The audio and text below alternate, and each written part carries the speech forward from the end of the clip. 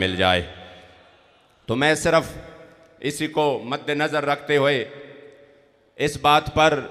मुख्तसर गुफ्तगू करूँगा कि कुफ़ार की यही साजिश थी कि मुसलमानों से जो उसका जो तर्ज़ सियासत है वो मुकम्मल तौर पर ये उनको अलहदा किया जाए, मज़हब को अलहदा किया जाए, सियासत को अलहदा किया जाए। सियासत में वो लोग लाए जाए जिनको देख कर भी कुल हुवल्लाह ना आता हो, जो 3 साल बाद भी कोशिश करे तब भी गलत पड़े, और उनके कानून साज और आईन साज असम्बली में वो लोग बैठे जिनको सूरह इखलास भी ना आता हो, जिनको दीन के बारे में बिल्कुल कोई भी इल्म ना हो, और जो उनके उलमा है,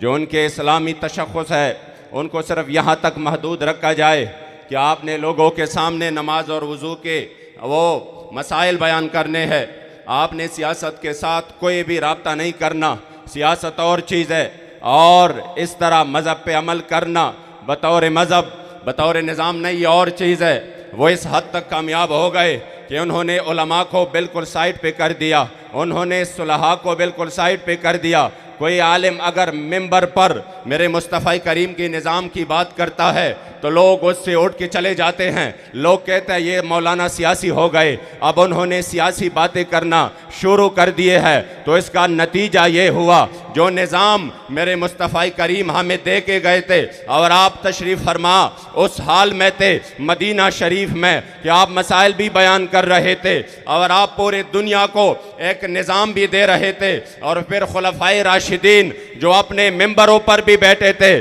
और जो अपने फैसले भी करते थे और पूरे दुनिया को एक निज़ाम भी दिया। जब उनके बाद हमने उस निज़ाम को सिर्फ ये कहकर कि हम गैर सियासी है, हमें सियासत से कोई लेना देना ही नहीं है, तो ये जब हम इस अजीम फरीज़े को छोड़ेंगे तो आपको पता है तंजीमें भी बहुत है, तहरीकें भी बहुत है, बहुत सारे लोग इनफरादी कोशिश भी कर रहे हैं, इज्तिमाई भी कर रहे हैं, मगर फिर भी हर तरफ जुल्म तशद्दुद का बाजार गर्म है। हर तरफ बंदा दे के तो इंतहाई माहौल कशीदा हो चुका है। हर तरफ जालिम 300 कत्ल के बावजूद भी वो मुसलसल जुर्म पे उतर आया है। उसके सामने कोई भी वो निज़ाम नहीं है जो उसके गरेबान को पकड़ सके, और हर तरफ कुफ्र इल्हाद का बाजार गर्म है। ये अगर एक हुकूमती निज़ाम के ज़रिए एक आर्डर हो जाए कि आज पाकिस्तान में ये चीज़ नाफिज हो जाएगा, तो हम करोड़ों मिलकर वो नहीं कर सकते। जो 200-300 बंदे वो उधर जाकर जो हमारे ऊपर जो निज़ाम मुसल्लत करना चाहते हैं वो सिर्फ 100 होंगे, 200 होंगे, 300 होंगे, मगर इस सियासत के तहत वो करोड़ों को कंट्रोल करते हैं। जब हमने इस चीज़ को छोड़ा तो आज वो हमारे ऊपर मुसल्लत हो गए। इसलिए आज हमने तहरीक लब्बैक या रसूल अल्लाह के प्लेटफार्म से अवाम का ये जहन बनाना है, खवास का ये जहन बनाना है, बिलखुसूस उलमा का ये जहन बनाना है, मशाइख का ये जहन बनाना है कि अगर हम ये मैदान इस तरह छोड़ देंगे तो जिस तरह अल्लामा इकबाल ने फरमाया था कि जलाल बादशाही हो या जमहूरी तमाशा हो, जुदा हो दी सियासत से तो रह जाती है चंगेजी। ये जो आज आप देख रहे हैं कि जिन्होंने मुल्क लूटा, जिन्होंने मुल्क के खजाने लूटे, जिन्होंने गरीब के अवाम का वो खून चूसा, और जिन्होंने इस मुल्क और कौम पर वो कहर बनकर टूट पड़े कि बंदा हैरान है कि मैं एक टाइम के रोजी कहाँ से लाऊं। वजह क्या है? वजह यह है कि सियासत हमने उनके सुपर्द की जो जालिम थे, जो दीन से बेखबर थे, जो अंग्रेज के वफादार थे, जो उनके गुलाम थे, और यहाँ पर हमने मिंबरों पे बैठकर और अपने आस्थानों पे बैठकर ये तसल्ली कर ली कि नहीं हम सियासी नहीं है, हमारा सियासत से कोई लेना देना नहीं है। मैंने कहा अगर ये आपके अल्फाज है कि हमारा सियासत से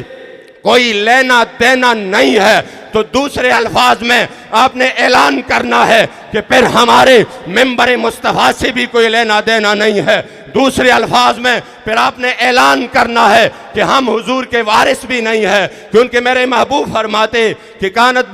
कि बनो इसराइल में तसूसहुमुल अंबिया, उनके अंबिया सियासत करते थे और इस उम्मत को मेरे मुस्तफ़ा करीम ने वो सियासत का अजीम फरीज़ा दिया है। अगर आप कहते हैं हमारा लेना देना नहीं है तो फिर दूसरे अल्फाज में आप दीन की नुमाइंदगी नहीं कर सकते। आए मैं आप मेरे मुस्तफ़ा करीम के गुलामी में आगे बढ़कर काम नहीं कर सकते। ये तब होगा जब आप इस कौम को कहेंगे कि हाँ सियासत भी हमारा है और मिंबर पर बैठकर उधर नमाजें पढ़ना भी हमारा शेवा है और उस मिंबर से पूरे दुनिया को कंट्रोल करना भी हमारा तारीख है।